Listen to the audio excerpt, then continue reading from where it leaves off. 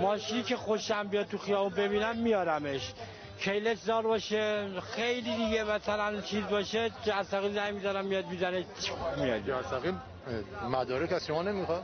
جرثقیل خودم هم دیگه، مدارک چی میخواد؟ جرثقیل خودت هماهنگ میکنه بیاد ماشین رو برمی‌داره میره. بله. قفل فرمون؟ قفل فرمون مثل آب خوردن اصلا. قفل پدال چی؟ قفل پدال که چیز سرکاری اصلا تأثیری نداره.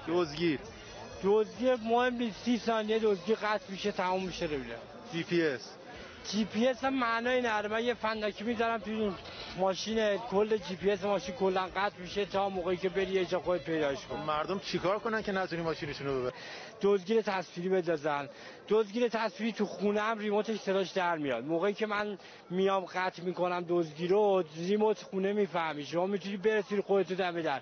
البته برسی هم دم در من رفتم، ولی خب حداقل میتونی ببینی ماشین داره میره، یه دست میام تکون